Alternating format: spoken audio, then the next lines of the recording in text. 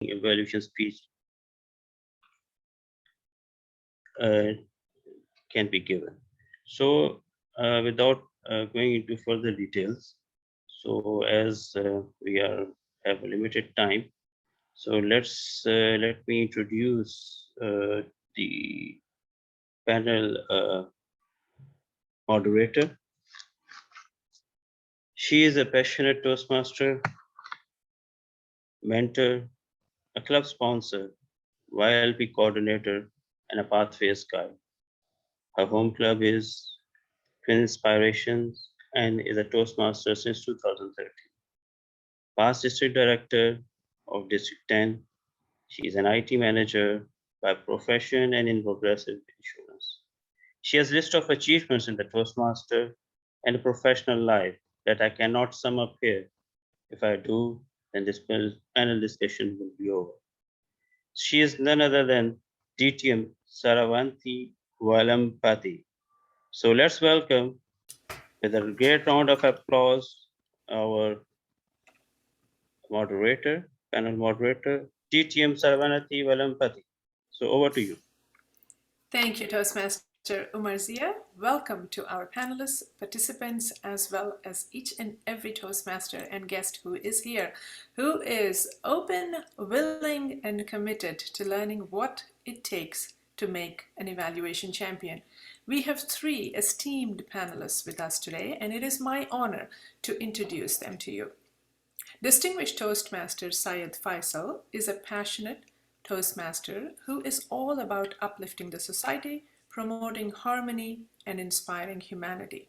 He believes in standing by what is right and speaking up for what is right.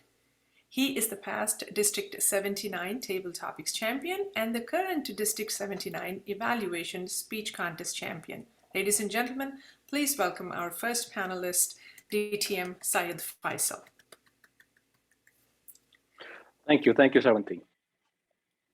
Toastmaster Geet Rawal works at Ernst & Young in Pune, India. A Toastmaster of over 6 years, Geet likes to watch movies and read comics in his free time. He is District 98's Evaluation and Speech Contest Champion for 2021. Please put your hands together for our second panelist, Geet Rawal. Thank you, Saravanti. Thank you so much. A Toastmaster since 2014, Renee Conklin, ACB ALB, is the immediate past president of Roastmasters, an advanced club that encourages audience participation, openness to controversial topics, and holding meetings in bars or restaurants to stimulate the noise and distraction of a real-world speaking environment. Renee is a participant in numerous in-house, area, and district contests for international speech, evaluation, topics, most recently the 2021 District 89 Evaluation Contest. Please help me welcome Renee. Thank you. And to our panelists and all our participants today who are here to learn a little bit and share what you know about the experiences in evaluation and being a Toastmaster, I ask that you please put your questions in the chat if you have some, either direct message me or perhaps share them in the chat. We will make sure that we address them towards the end of the session. And I'm told that each of our panelists will have about 2 to 3 minutes to answer questions. I might do a follow-up and ask and call upon one of you to answer the same question, or I'll try to mix bag the whole event and perhaps ask you different questions. If you are ready, we would like to make sure that all our panelists are spotlighted. Is that possible, Nuha?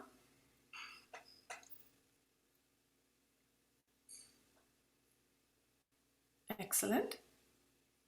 If you can add the other two, that'd be awesome. I can start with you, DTM Faisal, and each of our panelists can chime in for a minute or two. What inspired you? Perhaps share with us a motivational incident or a story that inspired you to become an evaluation contest contestant. Well, it's an interesting question. This was not the first time I became an evaluation champion. The first time I became an evaluation champion was in 2013. And that was the year I joined Toastmasters. And truthfully speaking, I was not even bothered about this specific category back then. I was all about getting into international or table topics. Humorous is not my cup of tea.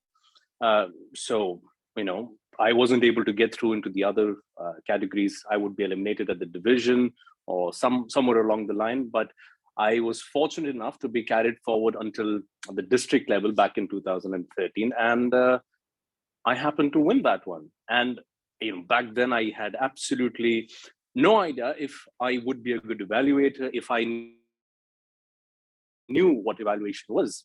All I did was, participate in the contest, because why not? If nothing, at least you get the experience. So I joined in back then. I participated. I didn't think I would win at the club level because I was competing against, experienced speakers, experienced Toastmasters, and I was maybe just 6 months into Toastmasters back then. And to my surprise, I won club, and again to my surprise, I won at area. And when I won at area, I beat the district champion of the past year. So then it was division, and then I breezed the district. And even at district, I wasn't really very serious. I was like, okay, 6 months into Toastmasters, you've breezed here, and that's that. What more can you ask for being a fresher? Then there was an incident that took place during the qualification round, because at district we had an elimination round as well. And I almost thought I lost it.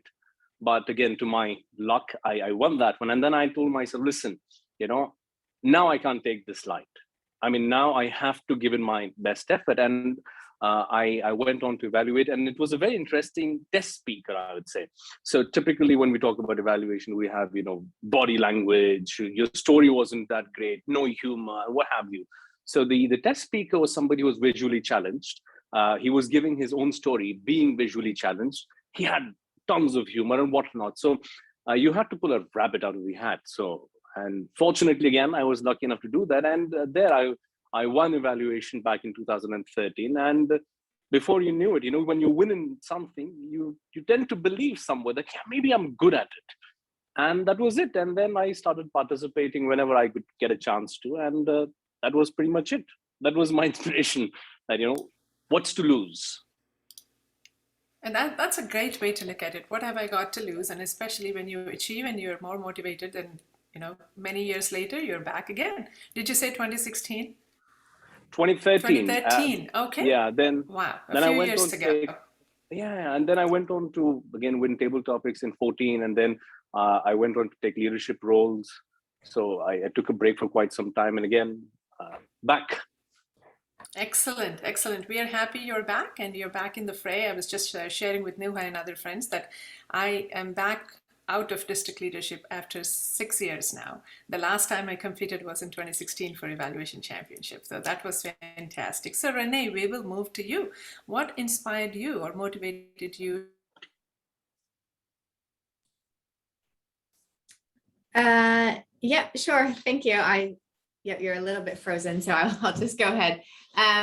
Yeah, I think so. Thanks, Faisal, for that story. That's quite interesting, especially about the visually impaired test speaker. I'm sure that was really challenging.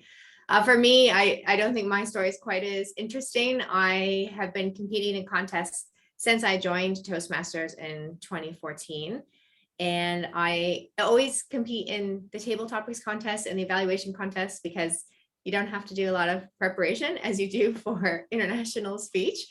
And so as an evaluator, I think it's a really important part of the process to help everyone become better speakers and to think about how you can add value to the speakers. That's always my objective when I'm there doing an evaluation. And that's the approach I took this past year when I won the District 89 contest. So I think for me, the way we do our contests here in Hong Kong is that they're actually really spread out. So it's kind of months between the club contests and the area contests and the division contest.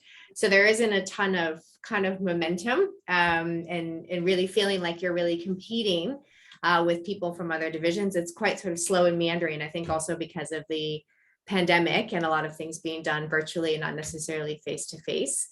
But always kind of you see similar faces in the contests, and there was a lot of really strong competitors and people who other Toastmasters who I really respect in the division this year. So it was a great experience, and I was surprised that I won, to be honest with you.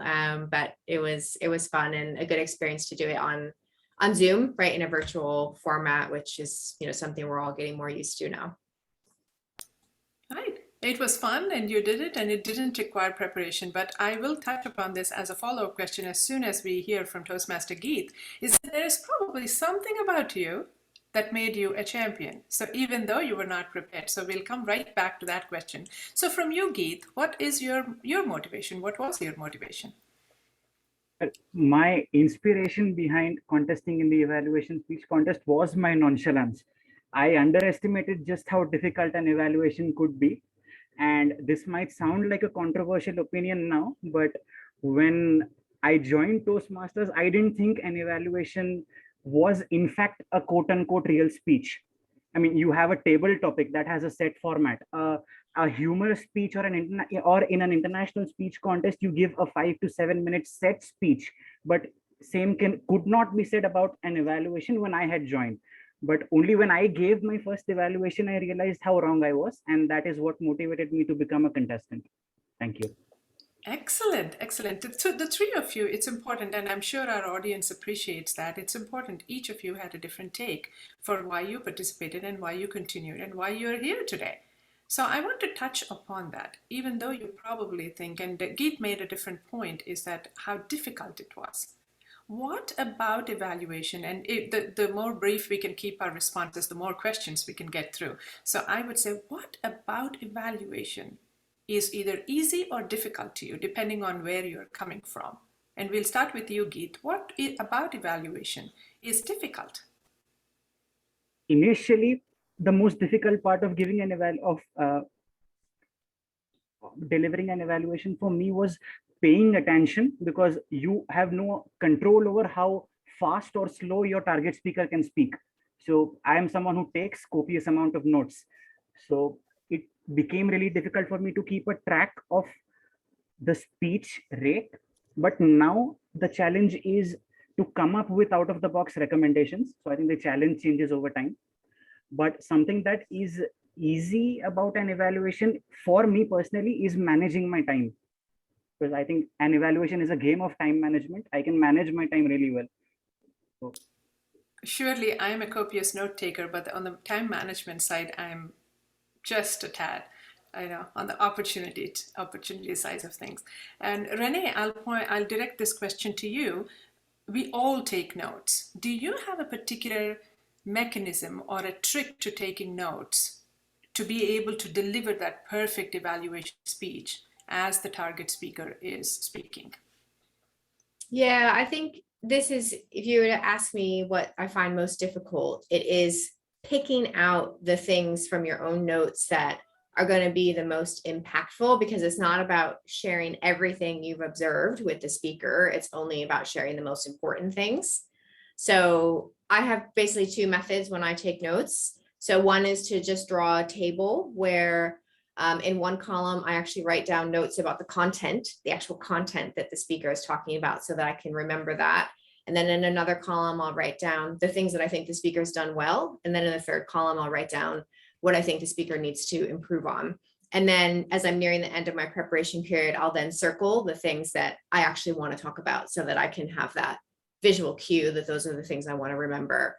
That's one method. The other method is that I use a timeline method. So, you know, once the speaker starts talking, then I'll set my own timer, right? And if they're at 1 minute, okay, they finished their introduction. Okay, now they're at 2 minutes and 30 seconds. They finished their first story, so that you can kind of get the structure, right? So if the structure is something you want to talk about as an evaluator. So those are two methods I use.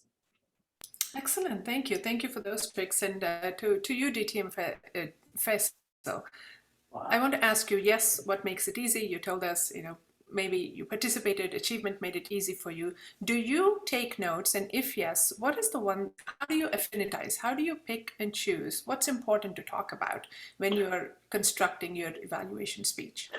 I'm glad you put up the question, do you take notes? Because,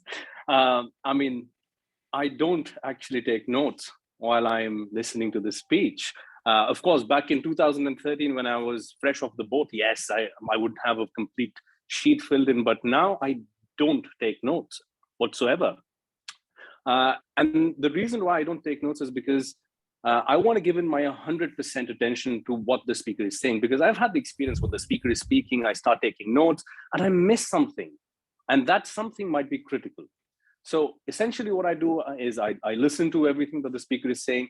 I maybe at most make, a word or two kind of, notes against important key positions.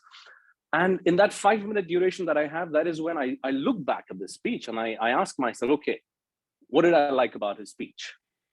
Right? And then I ask, what do I not like about his speech? And it's very simple from there, because I'm somebody, when it comes down to giving out evaluations, I'm at the wire, right? It's like 3 minutes 28, 3 minutes 27. I've always had people calling me up and saying, man, look at the time. So for me, what I try to do is what really reflected well for me in the speaker and what reflected for me as something that was not really good. Because when you think about it, at a subconscious level, that's what every single audience is doing. Because when I'm giving out an evaluation while taking notes, I'm looking at it from a very, very eagle viewpoint of a situation.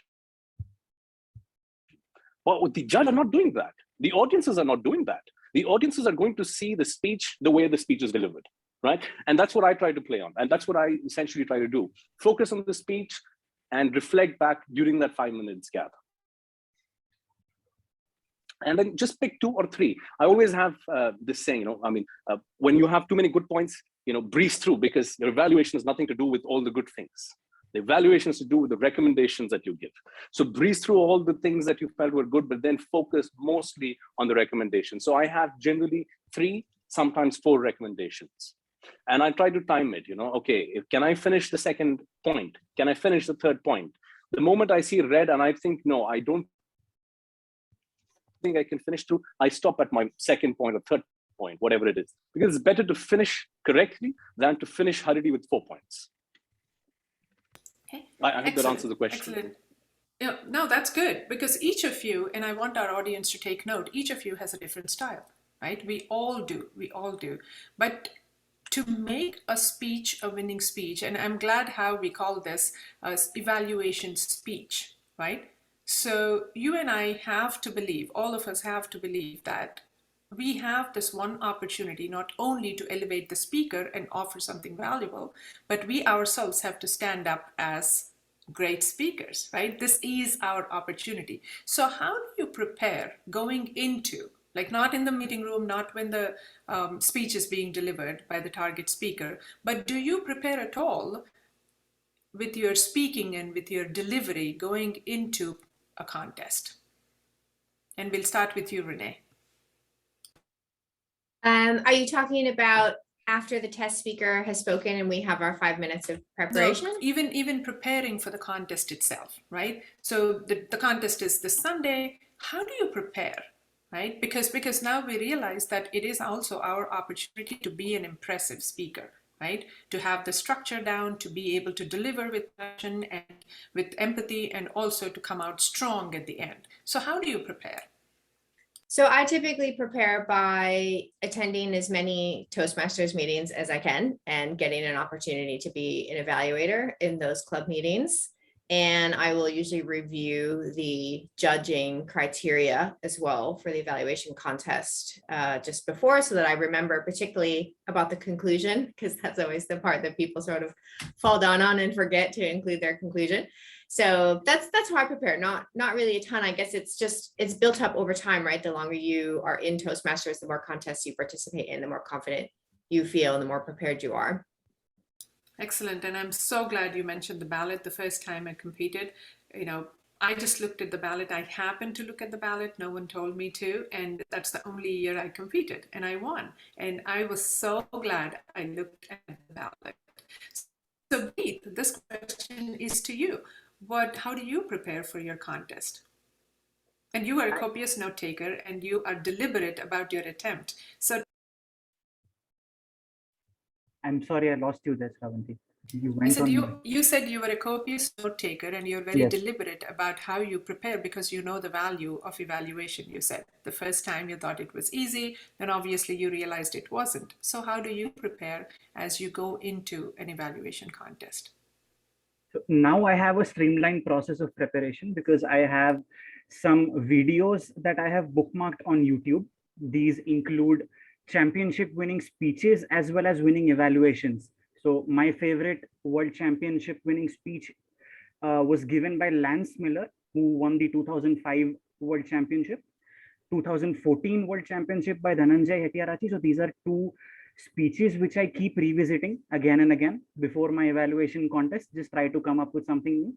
And I also have some evaluation videos which I have bookmarked from district and division conferences in India. So I just try to study their body language and what kind of points they were able to come up with. And that's also like a last minute breather or a revision for me. Excellent. I love that. And when I used the word deliberate, I was right for you, right? So you are very deliberate in your preparation. And DTM Faisal, how do you prepare? And you said you don't prepare at all, but I refuse to believe that. Somehow I refuse to believe that. Okay, so I'm going to contrast again. Back when I was, entering into the first ever evaluation contest, I did exactly what Geet used to do. I would actually go visit the world champion speeches, and I'll try to evaluate those speeches. And I had, evaluation speeches itself, which I would, go through and see how they go about evaluation. But that was back then. What I've come to realize is when you're in a contest, everybody is thinking exactly the same way, right? You're not really thinking different. And when you're coming to win a contest and everybody is delivering the same way, the same methodology, the chances are, you're going to have a really, really tough competition. So you need to present something that's different. So over the years, I've transformed. I no longer look at the champion speeches, or I don't look at really how evaluations are given. I go with a very simple mindset. And again, as much as I'd like to tell you that I do prepare a lot beforehand, I actually don't. I, in fact, go into the contest with a single mindset that, listen, whatever I'm going to say today has to be the following. One, it has to be honest. And two, it has to be motivating, and it has to be empathetic. These are the only three things, right? And of course, factual. So I go in with that mindset. So because when you have a template to follow, when you have a certain style that you like to follow, I've realized that the styles don't always fit for every single test speaker. For instance, going back to my 2013 evaluation, the test speaker was visually challenged. And back then, these were the points that I had in my mind: body language, gestures, facial expressions, of your eye contact. How am I supposed to give those recommendations to somebody who's visually challenged? So, and that's when I realized that whatever evaluation you need to give in, just be honest with it. When you're given an honest feedback, it comes out sincerely. And when things come out sincerely, there is a flow to things. There is an authenticity to what you say. And, and when you practice, when you are delivering evaluations every now and then, you tend to get that flow. You know when to set your boundaries as to when you're being too rude, when you're being too giving. So it comes with experience, I'd say. But like I said, the funda that I really follow is this: be honest, be empathetic, be motivating, and try to be factual. You just can't say, you had eye contact like this, no. When you are going to make a point, tell why that point was wrong, why that point was good, and how it could have enhanced the speech. So you just can't say things for the heck of it. So that's what I try to do, really. And again, like I said, I wish I could say I prepare, but it's just the mindset that I have to go in with. And each time I hear your answers, I realize how unique we each are, right? In our preparation, in our coming in the skills we bring to the table, in what we use as motivation, in how we deliver our speeches. And I want each of our participants to understand that too. There is no one formula. Although I've heard pies, I've heard the sandwich, I've heard this, I've heard that, the formulae don't always work. What does work is, as you said, you being authentic, you being empathetic, you being motivational, you being prepared, and you being honest. I think that works. So one of the things that just I'll piggyback on what you just said is, you come in and you deliver a speech, right? How do you make that speech stick? Now, what do you personalize your language? Do you address the speaker, or do you address the audience? How do you each have a different way that you deliver your speeches? So do you personalize it and say, Pragya, let's say Pragya, I see Pragya in front, say, Pragya, you're the target speaker, well done, right? Do you address Pragya or do you address everyone in the audience? Do you personalize your evaluation speeches? Geet, we'll start with you. Yes, I do. Before the pandemic, I used to address the speaker, but look at everyone. Now, most people have their cameras turned off, so I only take the speaker's name. I make it a point to never use the phrase target speaker. I think that is inhuman. So I take that person's name. We are not an Olympic level shooter. Don't say target speaker.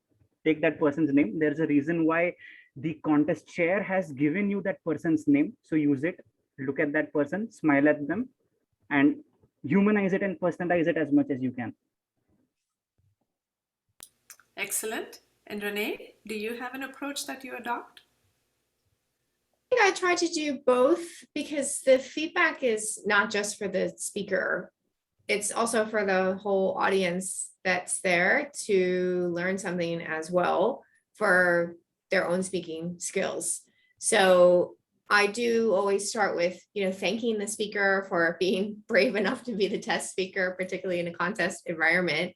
And I do give specific feedback to the speaker, but the feedback is really for everyone to learn. So I try to make sure that I am addressing the whole audience as well. And DTM Faisal.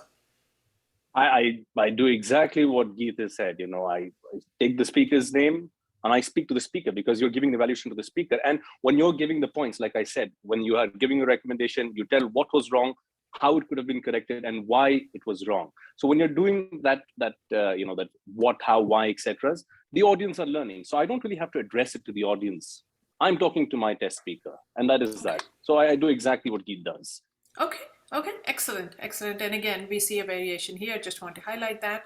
And when you're delivering the evaluation, now I'm a big fan of actually quoting phrases from the speech or making note of some of this flowery language that the speaker used, or something that touched me deeply. How do you manage to portion those highlights appropriately in your speech? How much time do you spend? How deep do you go into elevating those kinds of nuances in your evaluation speech? And we'll start with you, Renee. Yeah, I like this question. I just did an evaluation workshop a couple of days ago, and I think one of the ending statements that I made was, when you're giving an evaluation, you want to make sure that you're not summarizing what the speaker has said, because the audience has already heard the speaker. They then want to hear what you think about the speaker from your evaluation. So I always say, critique, don't repeat. Critique, don't repeat.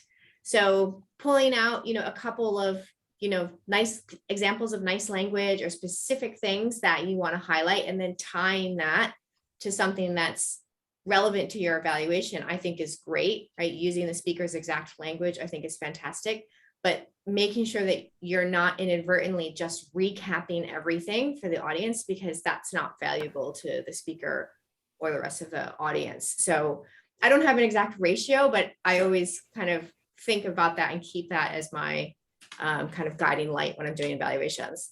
Absolutely. Excellent remark. And DTM Faisal? I agree with what Renee has mentioned. And I think one needs to remember that when you're giving an evaluation, it's an evaluation content. It's not a memory test. So it's not really possible really for you to remember the entire line and everything. Because I don't take notes, I can't even remember the entire thing.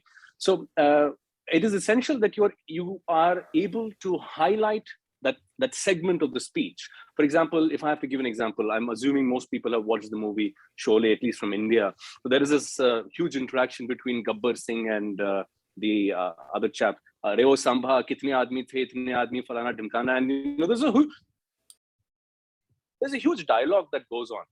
And I don't have to repeat the entire dialogue. I can say, when you came out the stage and you said, Reo Sambha, and that dialogue which took forward from there, it was impressive. So what I'm doing is I'm triggering the memory. Now the audiences know what I'm talking about, and that's it. I'm not wasting my time reiterating everything that the speaker has said. But it is important that you know how to trigger that memory.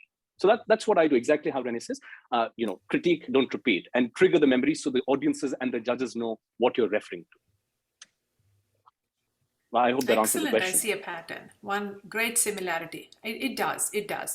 Critique, don't repeat, and then what you said, right? Echo and trigger the memory, but don't have to repeat and tell them the whole story once again. And that eats away into our time. And I am myself guilty of doing that a few times. So Geet, we'll wrap this up with you. I agree with both Renee and Faizal. You shouldn't paraphrase the speech because that eats into your evaluation time. But I would just like to go one step further and say that I also make it a point to mention why I liked something, because that so that it doesn't seem like a laundry list. To give you an example, one of the speakers that I was evaluating in the district contest in 2019 gave a speech on music and how music was so personal to him. So I said that when you spoke, my mind went from A.R. Rahman to Queen, because I am a big fan of music too. So also substantiate why you connected with something instead of just saying that, oh, your body language was great. Oh, your stage movement was great. Everyone knows that. Why was it great? That's what will probably make you a good evaluator. The impact. Absolutely. Absolutely. The feelings it may have aroused or the impact that it may have had. I always say #goosebumps, right? So I note those moments, right? When I get goosebumps for whatever reason, and we get goosebumps for different reasons. So excellent point. And we do have a question here, and I'll try to address that as I was thinking about it. How much do you focus on the evaluation itself versus the evaluation speech? What I think the Dinesh here wants to ask, and one of the questions it ties in with what I had written down, is how much are you trying to help the speaker while setting yourself up with good structure to deliver with? So do you balance that out, or do you think about it consciously, or do you just go about it saying, I'm here to be authentic, to be honest, to elevate the speaker and give him or her something to go with? Or am I focused on being the best speech evaluator that I can be while elevating the speaker? How do you prioritize between the two? Any of you who is ready could take it. Can I take it? Is this address? I mean, directed? Can I on? Okay. Sure, go ahead. Go ahead, DTM Faisal. Geet. Okay. So, I mean, when you are going to be giving an honest, sincere opinion about a speaker, I mentioned that there's a flow which comes in. And what is a good speech? A good speech is when you have a good flow, when you have that compassion, that passion in your speech. I mean, you look at all the great speakers, I mean, you will see that there is a flow which comes in, there is this passion in it. And you can have that passion when you are focused on being honest, really. I mean, if I'm going to be focusing on, I need to be the best evaluator that day, I'm going to be, again, going into technicalities.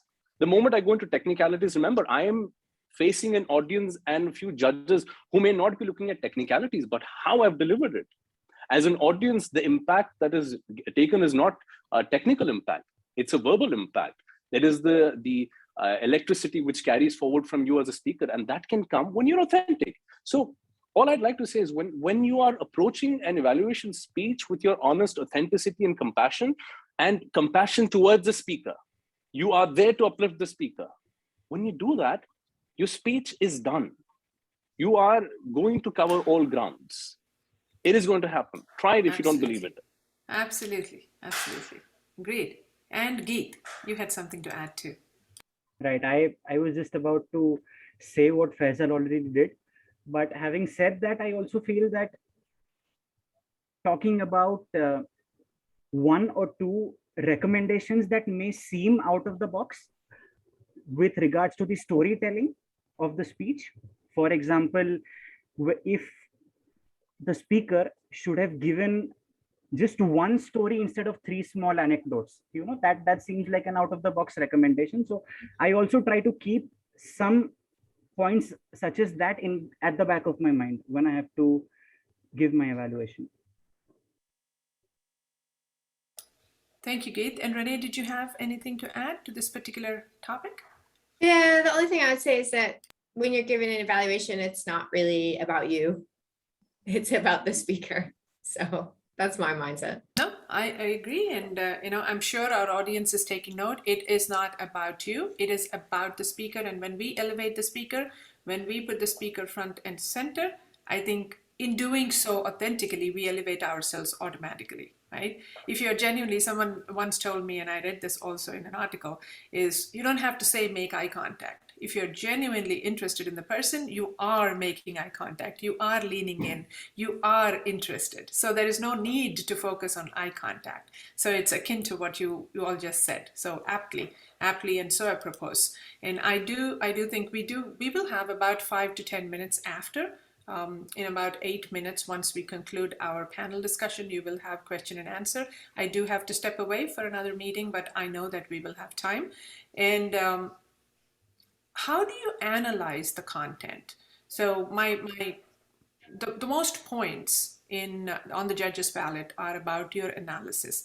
Do you have a technique to how you analyze that content and provide recommendations? Because that is the part where most of us, we are great at elevating the speaker and telling him or her what they did well, right? But how do you analyze? Do you have a particular technique you follow, and how do you then regurgitate what you want to say? We can start with you, Geet. So when I analyze a speech, I go inside out, as in I first look at how the speech affected me, and then I go towards the low-hanging fruits like hand gestures and vocal variety. 90% of speeches, or rather 99% of speeches, have stories. So I tend to analyze the speech with the structure of the story itself. Was there conflict? Were the characters developed well? That is the kind of analysis that I aim when I evaluate. So I take your point, and if you're taking notes, so storytelling, you highlight storytelling, development of characters, and how they might have come to life, or how the speaker might have brought them to life. How about you, Renee? I think the useful tip I want to share here is sometimes you will be an evaluator for a speaker when you cannot really understand what the speaker is talking about. And that could be because, maybe the speaker is talking about something really technical or really scientific, and you just can't get it for whatever reason. And this will happen to every Toastmaster in your Toastmasters career. And so when that happens, and it's happened to me a couple of times, and I find myself getting very worried as I listen to the speech and I'm trying to take notes and I can't really understand the speaker. I basically have just a method that I use, which I just call the SMD approach, which is to focus on 3 things. So that's the structure, the message, and the delivery. So it's a really helpful framework when, again, the speech is challenging for whatever reason, is to think about what's the structure the speaker is trying to put together in their speech. Is there a message that they're trying to deliver? And then when you think about delivery, it's all that kind of low-hanging fruit stuff that Geet has mentioned. So that's just a little tool that maybe will be helpful to other evaluators when you find yourself with a challenging speaker. Excellent. To paraphrase, SM&D, right? Structure, message, and delivery. Excellent. Correct. And to you, DTM Faisal. So I have a slightly different approach when it comes down to analyzing. I'm going to steal your hashtag. It's the hashtag goosebump. So when I'm giving my trainings as well, I mentioned this point specifically. Which part of the speech, or which point in the speech gave you goosebumps? Did it give you goosebumps? If the speech gave you goosebumps, you elaborate on that. And if the speech did not give you goosebumps, you elaborate on that. So if you did not get goosebumps, that goes on to recommendations. If you did get goosebumps, that goes on to something which, something that was good in the speech. And you expound on it, and that becomes your analysis. And I always tell this to people, a lot of people think analysis comes down only in recommendation. No, that's not true. Analysis is from the moment you open your mouth and start speaking, it's analysis. Because when you say something is good, reiterating what Geet mentioned, why was it good? That's analysis. Anytime you're going to, complement your statement with the why, how, and what kind of a message, that is analysis. That's number one. And I'm going to just, add on to what Renee has mentioned. Of course, I'm sure a lot of people have had the situation where they might not understand because of technical aspects, or maybe sometimes even language barriers. A lot of people have an accent. But this is something that we need to understand as evaluators. We are evaluators and we are speaking on behalf of the audience. So if I did not understand that, that is a recommendation that, I wish it was not this technical. If you could dumb it down, because there are audiences like me who may not understand this, that's a recommendation, right? If there is an accent, you might again put it up as a recommendation. You had a lovely speech, but there were times when I was missing you here and there, and you mentioned these were the words, the reasons why you're not able to follow them. Those fall as recommendations, right? So when you're giving these things, you will realize that as an audience, they are going to resonate with what you're saying. And again, I keep repeating this. As an evaluator, you are representing the audiences. Despite you representing the audiences, you don't speak on behalf of the audiences. You don't go about, and I see a lot of evaluators come out and say, nobody could listen in the back. Nobody could no, you don't say nobody. You speak on behalf of the audience, but you speak as yourself. I could not hear it. I wish you could have done this better. I felt it's but you speak as an audience. I hope that makes sense to you. Absolutely, absolutely. I think all three of you had some excellent recommendations. And for those of us who are inexperienced, right, we want to be evaluation contestants, we are less experienced, and we are completely floored by this speaker, right? There is charm, they exude great language, and they got you with the story and you resonate with them. How do you then separate yourself from the charm of that speaker, from that exuberance, and still be able to stay on point, stay purposeful, and stay objective? And that is the ultimate challenge, right? When you're an evaluator, because we've all been charmed by great speakers at some point. How do you separate yourself? Do you have a trick, a technique, a focus that you keep? Do you have something for our audience to share? This is addressed to any? Yeah, sure. Go ahead. Anyone. Panelist? Anyone who okay, is ready. I will take this. So one of the things that I used to do is I used to listen to world champion speeches. Again, this is back in the day. So they're world champions. They are, brilliant. But I would try to analyze what went wrong in their speech. But having said that, this technique more often not does not work, because you might have a lot of things which you may not find similar to or common with the test speaker who comes down that day. So here's what you need to do. What I do is I just listen to the speaker and that's it. Now, for example, you look at any Oscar-winning movie, let's say Titanic, for instance, or let's say any of the top movies that we have. After you finish watching the movie for 3 hours, you come back and you say, "Oh, how was the movie? Oh, it was brilliant. It was good. He acted so well. She acted so well. What would you recommend? What do you think could have been better? Oh man, I wish Rose led Jack onto that door. He would have lived. I wished." So there's always one or two things that you have to, look at it from an audience point of view. And when you think that audience point of view is not working out, get into the story, get into the speaker's mindset. Because as a speaker, when I'm making a speech, I know in my speech, what is it that I have missed out? What is that is missing in my speech? I know that. No matter how good a speech it is, I know in my mind where I messed up. So try to look at it completely objectively, leave your emotions out, and try to analyze. If that does not work, get into the mindset of the speaker itself. Be the speaker. And you will realize there are things which he's messed up. Like there would be a moment where he's giving a brilliant speech, and all of a sudden, a second or maybe 2 seconds, somewhere he's faltered. He's got himself back up, but you've noticed that. And that happens when you get into the skin of the speaker itself. So it helps. But more often than not, you will always find technicalities. And that's where you need to know the components of a good speech, a component of a good delivery. That's when you will be able to analyze the fine details. That's what's really separating you from being the best evaluator than just being an evaluator. I hope that answers the question. It does. And I just, for those of us who are new to Toastmasters or new to evaluations, I would say every evaluation resource now in Pathways has the 7 or 8 list of 7 or 8 categories where those are good to follow. And also the judge's ballot, a great guide to follow. Just even if you have those and stare at them every once in a while, you'll get a feel for what to look for. And do Renee or Geet have any closing comments on this as we are right on time to complete this panel discussion? Yeah, I think just on that question. I think, so in this region, we have a championship speaker. He's been to the World Championships, I think 6 times. He's come in second twice, and he has been a test speaker for contests locally here. And so when he's revealed, he comes on stage, everyone kind of goes, oh, you know, this sort of, oh, I can't believe he's here, this kind of reaction.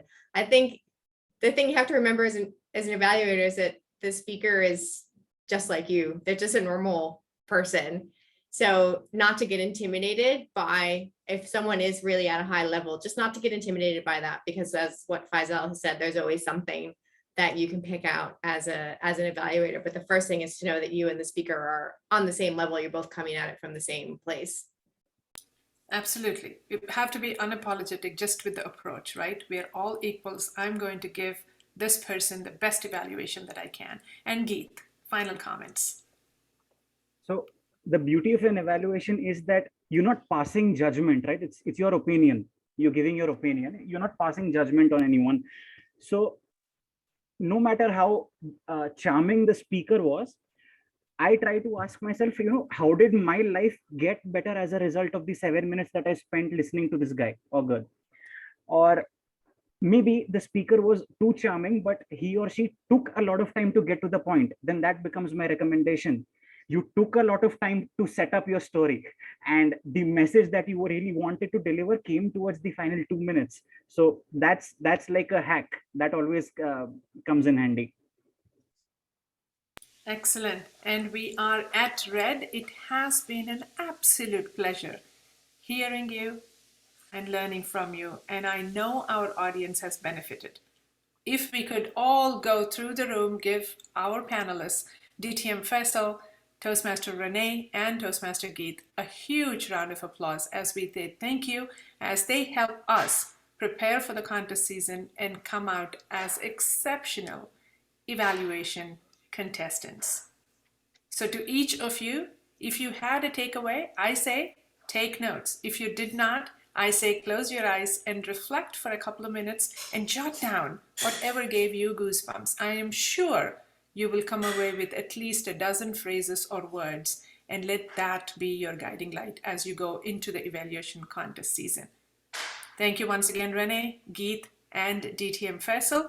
Nuha, if you are around, my friend, I would like to turn things over to you as you take us through the Q&A section. Are you there? Thank you very much, distinguished Toastmaster Avanti. Doesn't she deserve a big round of applause? It has been an absolute pleasure. I'm honored. I'm honored, and thank you so much. I hope our paths cross once again, and I wish all of you the very best. Back to you, Nuha. Thank you very much. Now, if you have any question, you can just raise your hand and I shall call your name, or you can type in the chat. So let's see, anyone raising their hand?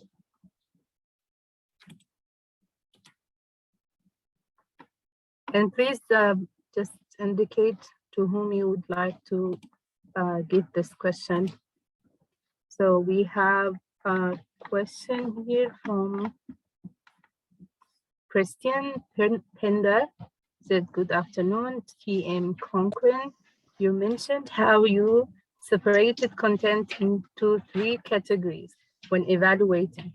What were they?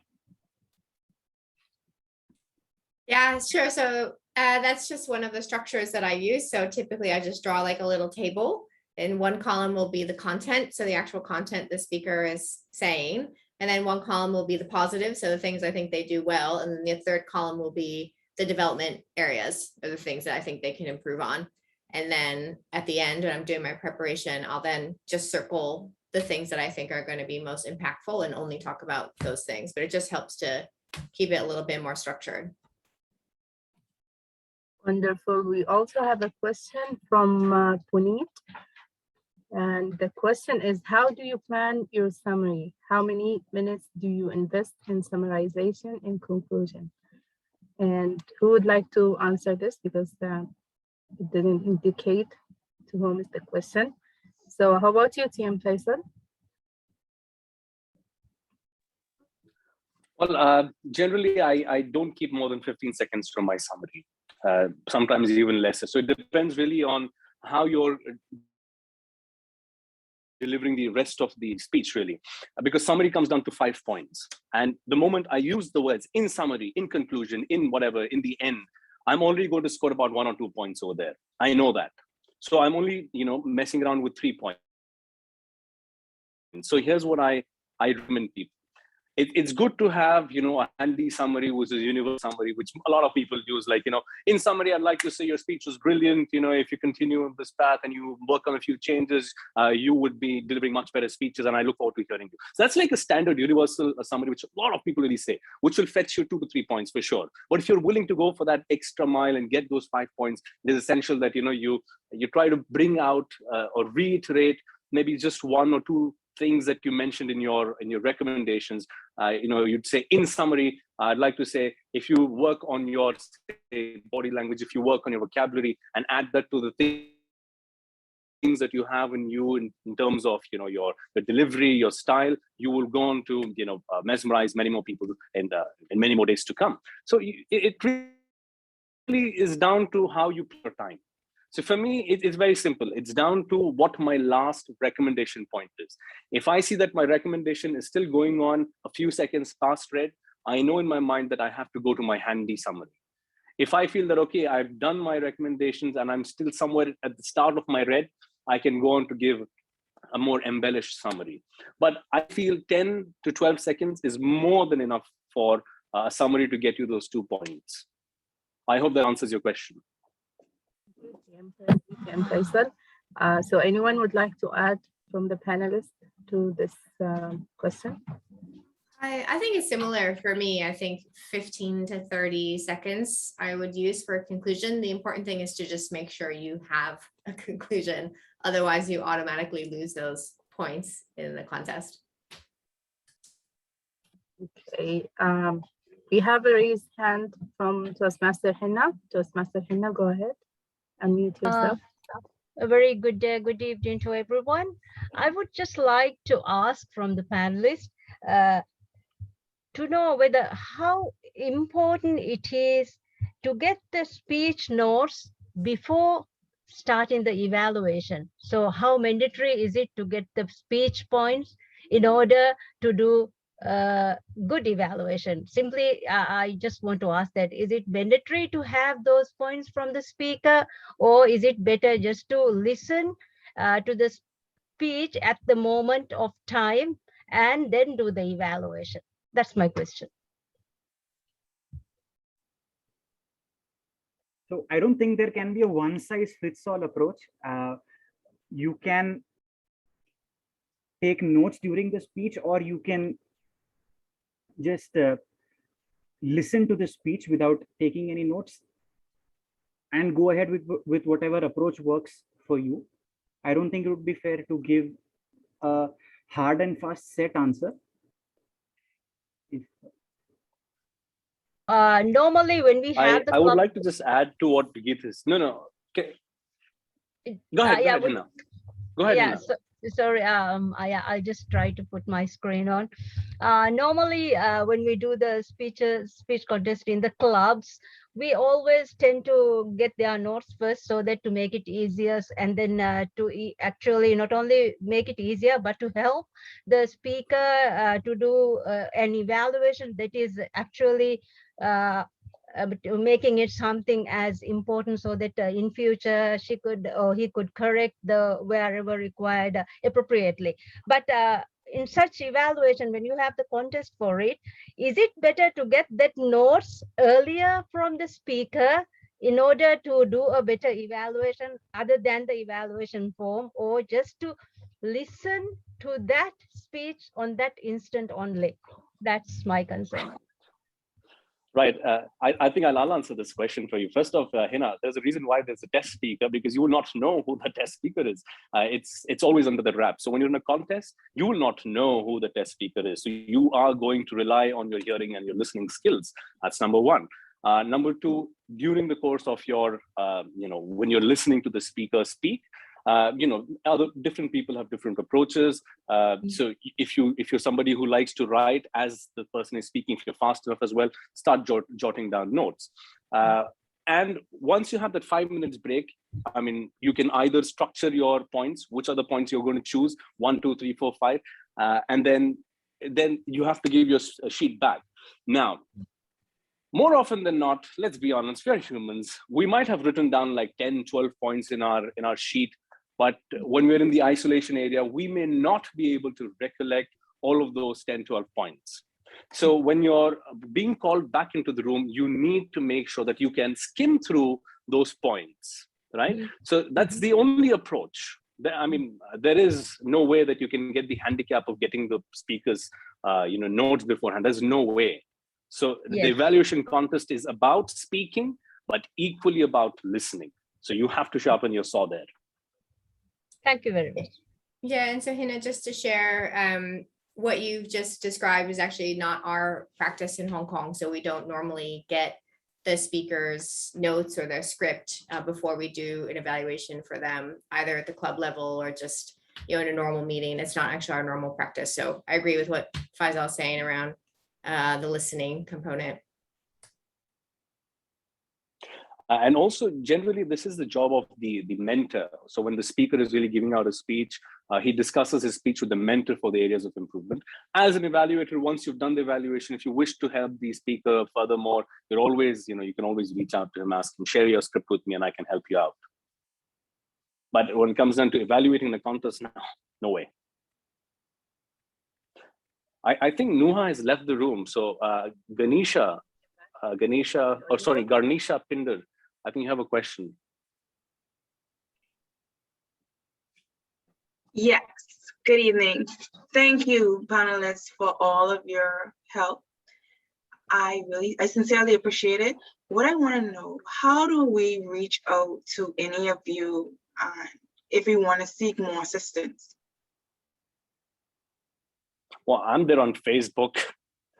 Okay. So you can search me on the same name, Faisal Sayed.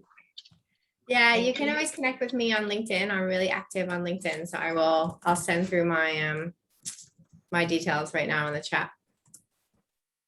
Same with me as well. Email or LinkedIn, anything. Thank you.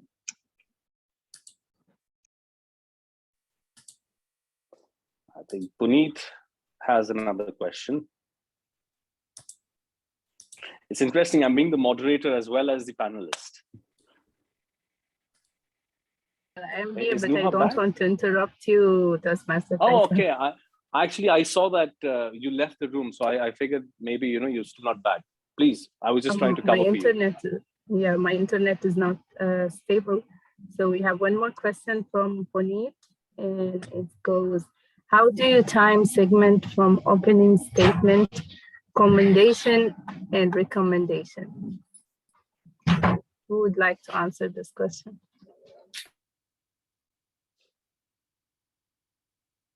So my general rule of thumb is my opening statement and my commendations are over before the green card is up. So that's my general rule of thumb. I completely agree with Reed. I do the same. The opening and all the good points need to be done while the green is still on, preferably before green is even lit, because your evaluation is about how you can improve, and you need to expound on your recommendations. So you need a lot of time for that. So you need to finish off your goodies before you can see the green. Yeah, I don't really have a rule of thumb around this. What these guys have said sounds sensible to me.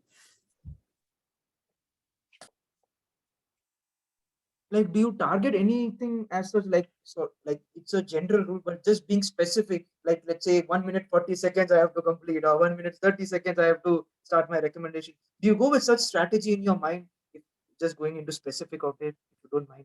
Because I've seen Geeth's evaluation, I've seen a very good standard way of, I've seen Geeth, probably I've also been a test speaker, fortunate to be evaluated by Geeth once, so I know very well how Geeth evaluate. But I would love to know, distinguished Toastmaster Faisal and Rennie, as to what exactly do you go with some fixed mindset or something, or like by 90th second I'll start my recommendation, or by 100th second I'll start my recommendation?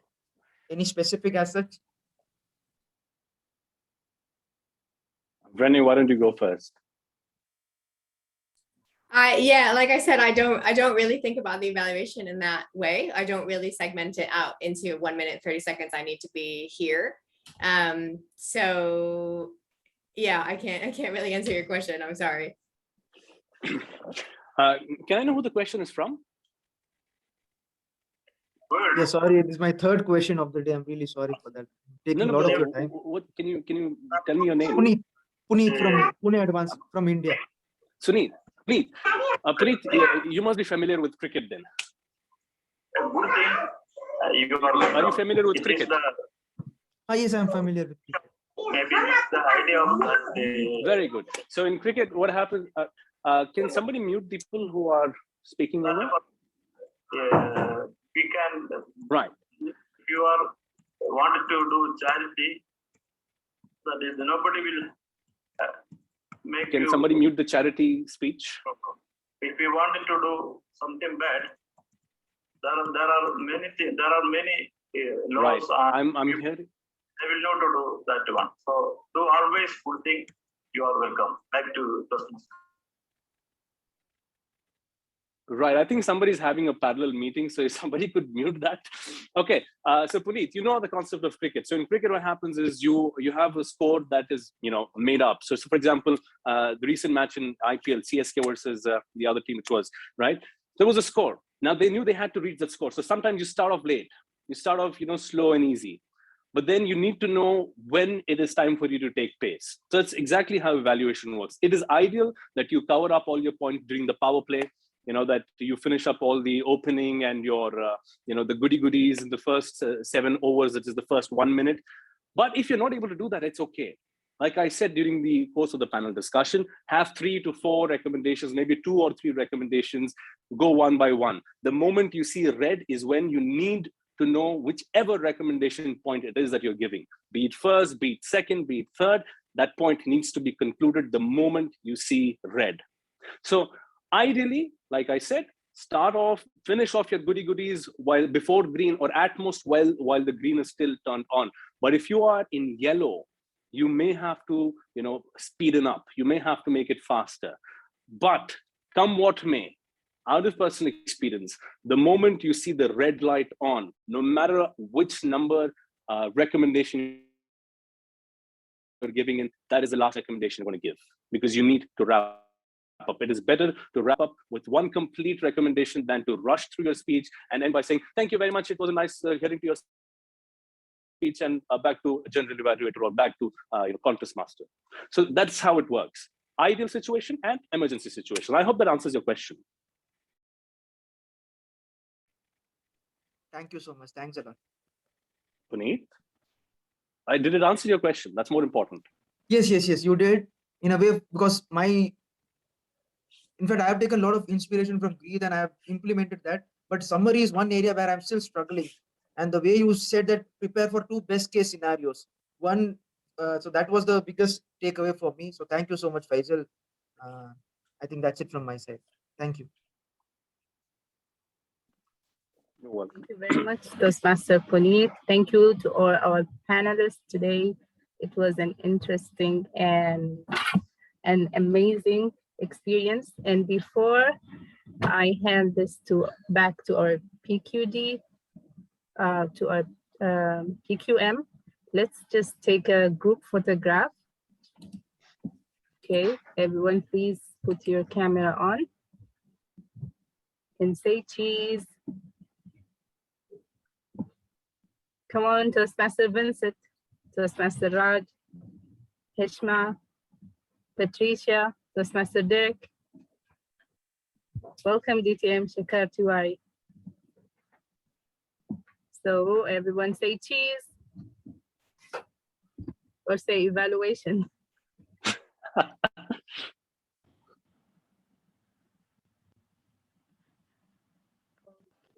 and now let's have another one with the cute smiley faces.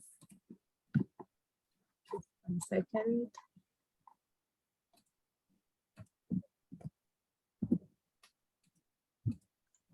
Come on, put an emoji, smiley faces, hearts, whatever you have.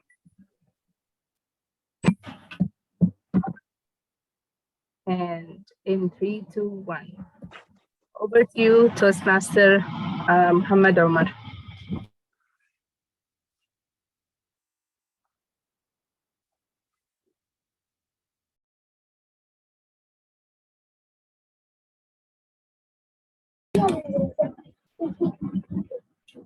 PQM, are you here?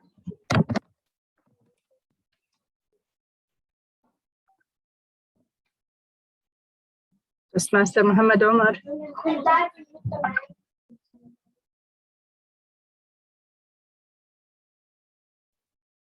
Okay, so apparently the internet connection is not helping us today. Toastmaster Omar just stopped. So let me ask everyone, how did it go today? How did you feel about the panel discussion? So can any of the guests give us their feedback? Especially Toastmaster Puneet after questions. Yeah, thank you so much. I think I believe the clarity of answers given by champions. I think I'm not slow. You're audible. You're audible. Yes, Awesome, you're awesome. audible. We can hear you. Thank you so much. Especially I'm like I make, if there's a speech which is going on, I almost take 80 to 90% of notes. But today I got a very refreshing perspective from distinguished Toastmaster Faisal, that how it made you feel. That feeling part, that impact part was my biggest takeaway. Thank you so much, and thank you District 79 for giving us an amazing session of bringing mastermind evaluators across the world. Thank you so much. Thank you to Toastmaster Puneet. And I see that our PQD is here. Over to you, Toastmaster Muhammad. Yeah, thank you. Sorry, I lost the internet connection before, so I'm connected again. So first of all, big round of applause for all the panelists. It was such a session with energy and full enthusiasm. Thanks for each panelist taking time, sharing their experiences. I hope that all the participants, they have enjoyed a lot. And then they have taken the notes. So it will be much more useful for us while contesting, while giving our evaluation speech. They are really the gems that you have shared with us. These are, I think we are done with the group photo, and we will go towards the certificates of appreciation for. So the Zoom master, can you please move on? So first of all, yeah, Toastmaster Noah, yeah. So Toastmaster Geet Rawal, as a panelist, thank you very much for your time and your sharing of your information that you have done it. Thank you for having me. So the next, yeah. DTM Saeed Faisal, thank you for your kind words and the information. It was really interesting, and we learn a lot from what you have shared with us. Thanks a lot. Thank you. Thank you. Pleasure. Toastmaster Rennie, it was a pleasure to be here to listen from you in the session. Thank you very much.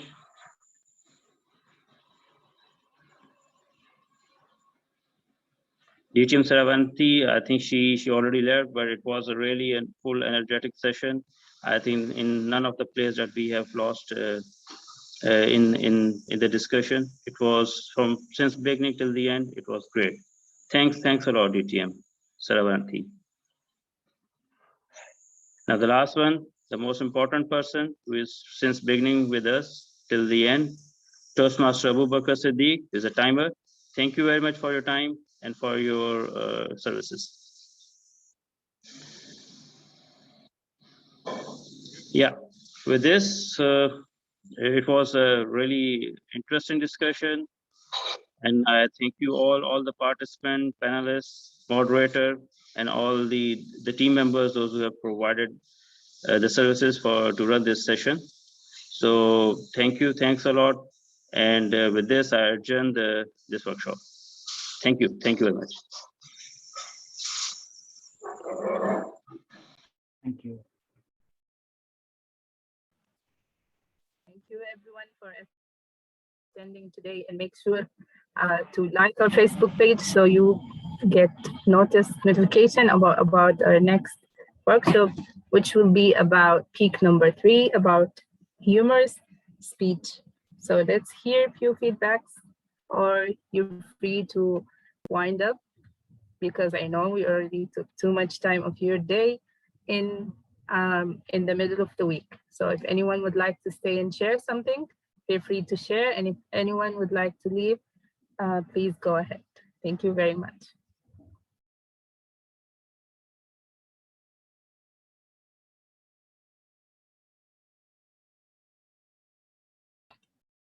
So I see Toastmaster Janet is here. How are you, Toastmaster Janet?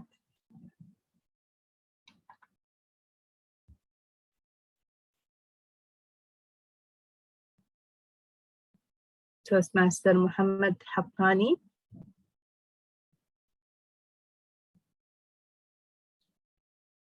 DTM Shikar, how are you doing?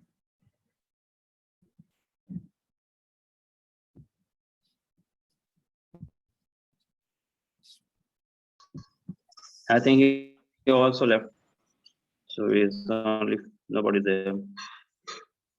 Thank you, Toastmaster Noha. I'll be closing the meeting. Thank you very much. Yeah, thank you very much. Thank you.